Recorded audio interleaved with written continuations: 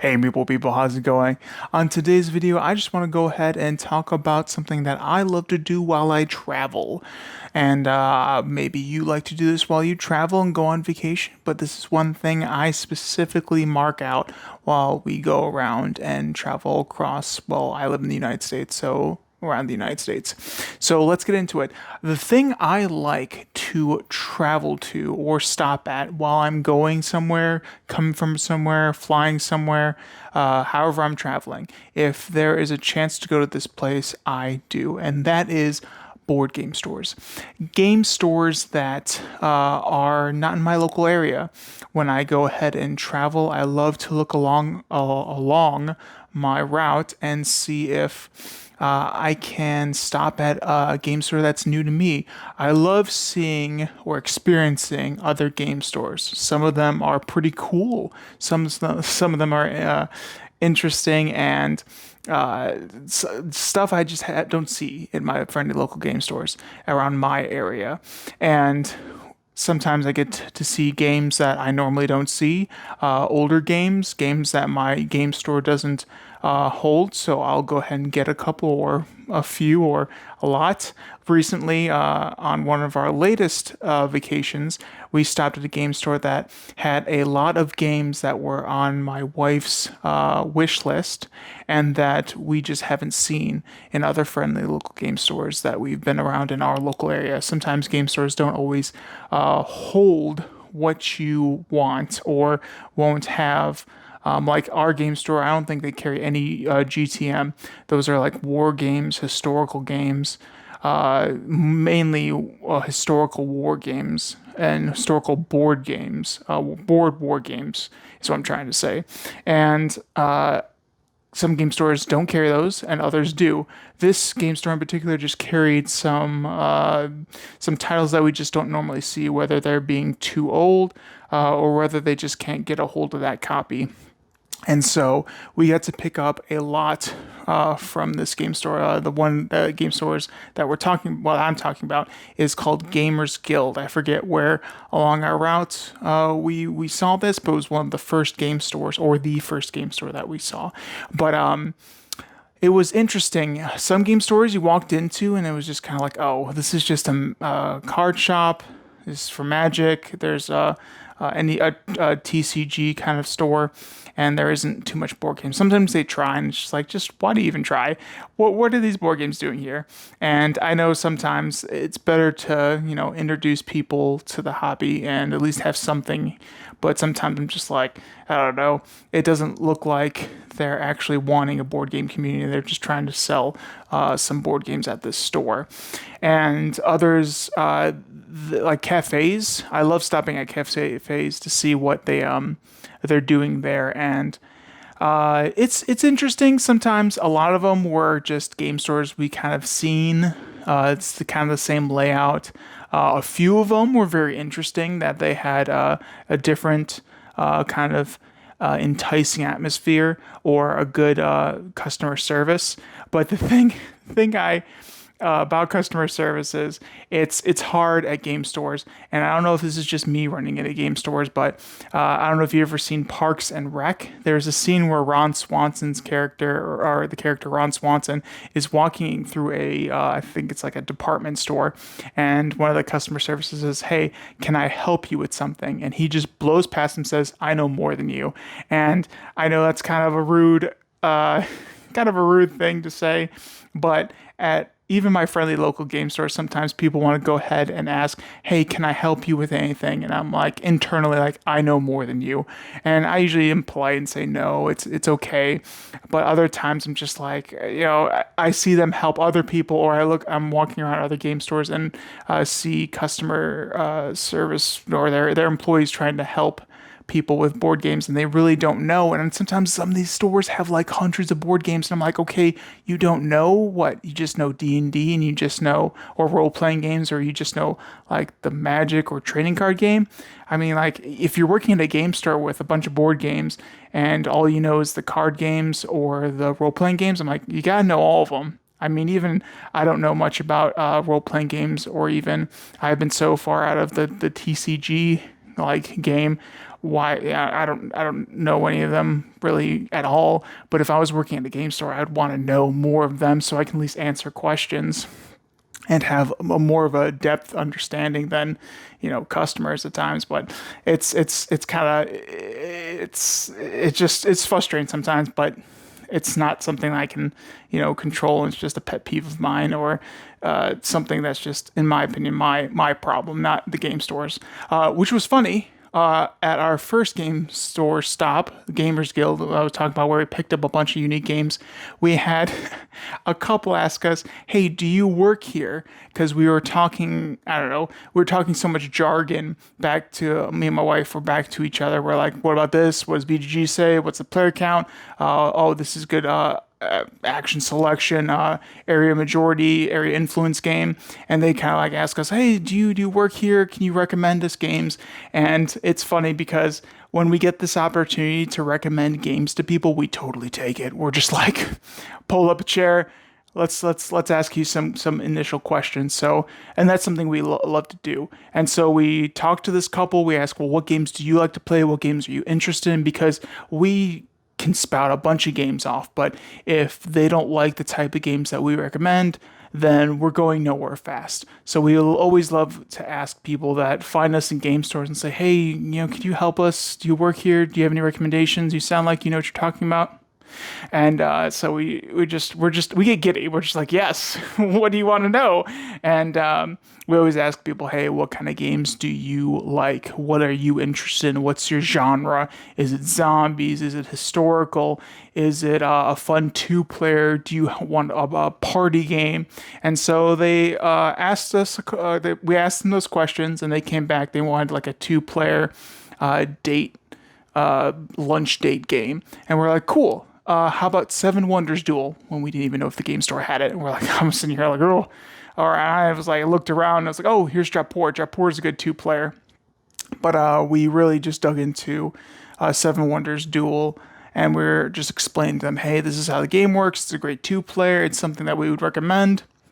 And luckily, the game store had it, and we suggested to them, and then we were like, "Oh, cool, go check it out. Here's a couple more recommendations." And they walked away, and then before we left that game store, the couple stopped by us again. They had a huge plethora of games in their arms, but one of them was Seven Wonders Duel, and I was like, "Yes!" Internally, I was like, "Yes!"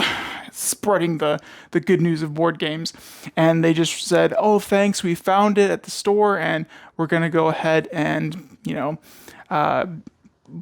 buy it, bring it home and play." And it was just kind of like, it was awesome. I hope they enjoyed it, and I really hope that they enjoyed and loved that experience, because I think, again, Seven Wonders Duel is a pretty good two-player.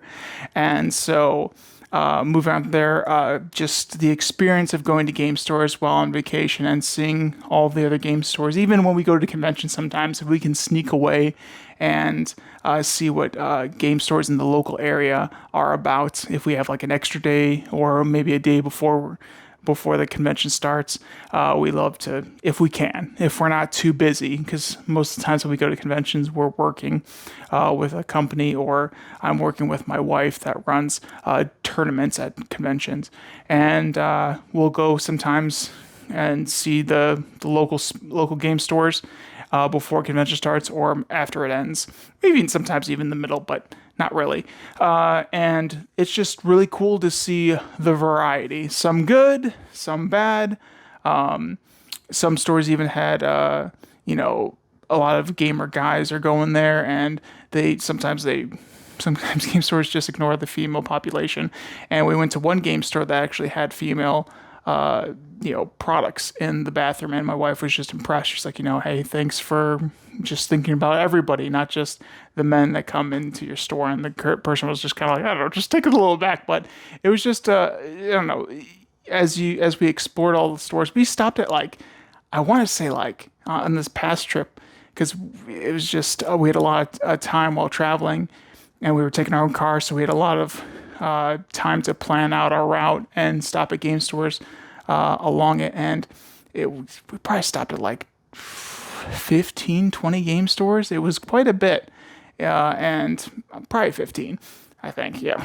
But it was a great time, and we got to see a lot of cool stuff, and we got to visit some stores that, well, actually, just I think really one store that I've been to, and when we were coming back, we stopped in Wilmington, North Carolina, and stopped at Cape Fear Games. That is like our, I don't know, it's my favorite game store. It's got a traditional retail store, and then next to it, connected to it, it has a board game cafe. So it's you go, you play games. When we went there on our like last day of our trip, they had a battleship bingo, and I was just like, what is that? And I want to know more about that, but it's not a local game store for us. It's about a 2 hour drive from that store, but it was just we were just got really excited about it, and it's awesome to see all the game stores. Sometimes I rag on game stores. I'm like, well, this isn't that. But if that's all you have, if that's all like your local area has is just that game store, that's something to be cherished. Because sometimes I get spoiled with, I think in locally we have like 4 or 5 game stores plus some cafes thrown in there, and even like I said, a couple hours out, I can go to Cape Fear Games and enjoy that atmosphere. And then the sideboard next to it, their board game cafe that's linked, which is again stupid cool. It was just again, I'm spoiled. So if people have game stores that they can go to, and maybe it's not the best, but hey, maybe you can at least you have a store to come together at. And even if you don't, well, hopefully there's someone in your area that like does meetups and stuff and can bring people to a central location, and who knows, maybe a game store will pop up in your area. But that's also sidetrack why conventions are so nice, because sometimes people come to conventions when they don't have a good local game store or a local game store at all, and or if they just have like a card shop in their area where they can go and just suck up all the gaming that they can at a convention. And those are great opportunities to play a lot of games and see games that you normally wouldn't be able to buy in person. But yeah, I freaking love traveling and seeing all the game stores along the way. I have some stores in the future that I would love to visit. But do you? So my question is, do you, on your family trips or while you're at a convention, do you seek out the local game store? Do you seek out, what game stores are maybe along the way? Or hey, if I'm going here, if I'm going back home for like a family visit, is there a game store in that area that you go ahead and pop into and say hello and see what they got going on, or maybe even play some games there? I know we definitely want to go back to Wilmington, see what that battleship bingo is.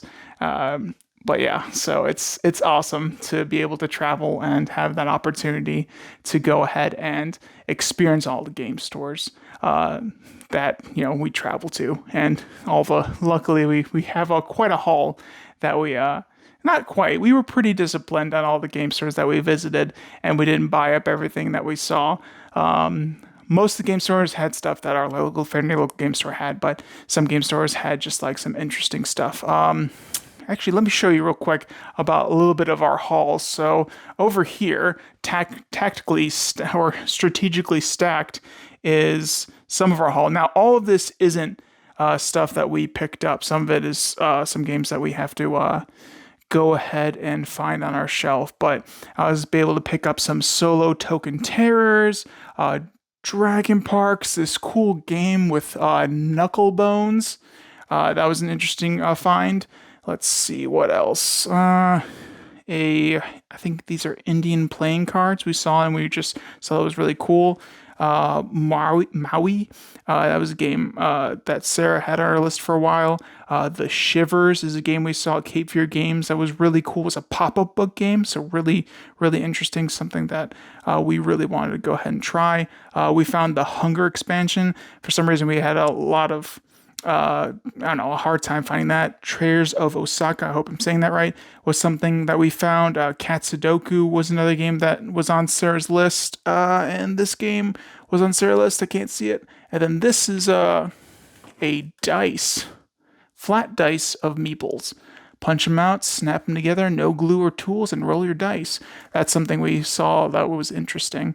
But yeah, again, some of this was our haul from our trip, and some of these games just needed to find other homes that hopefully we'll go ahead and find soon. So, yeah, I love the board game hobby. It's freaking awesome. And I love the people that are in it. Whether you're a game store owner, work at a game store, you run conventions, you're a board game designer, you're a content creator, this is just a super awesome hobby. Or if you just enjoy board games, I love talking to people about board games and seeing what they enjoy and what's their favorite game, what's their least favorite game, and just discuss. And it's awesome. And also just talking with people. It's great. So I hope you enjoyed this video. I hope it was, I don't know, just fun to listen to. And yeah, so I would love to hear your comments, or read your comments in the bottom of this video in the comment section. My gosh. And see if you do what I do during traveling. Do you go ahead and check out Frank Local Game Stores, or do you not? Do you have a good Frank Local Game Store, or don't you? Do you wait to go to conventions? Do you have some kind of game store you travel to every once in a while? I know some people live a couple hours, or maybe 45 minutes, or some amount of time to where you don't go. It's not locally, but it's locally enough to where you make a trip every once in a while. Just let me know in the comments. Let's get into a conversation. Let's talk about games. I love games, and just gaming things in general. All right. Well, I hope you all enjoyed this, and I hope you're all playing games. And yeah, let me know in the comments what games you're playing, because that's another interesting thing to see what people are playing right now. Right now, I think game I'm playing. The game I'm enjoying right now is actually a book, and I just got this in the mail. It is the Tabletop Find It book. This is from Old Man Games, and just think a Where's Waldo book except board game pieces. That's a video I'm going to do in a little bit, and make content for that, because that's just an awesome experience where, again, our hobby seeks and spews into a different type of way where if you know these games, you get to find them within each page of the book, and it is pretty cool, and I will make sure to make a video on that. But without further ado, I'll see y'all next time. Toodles!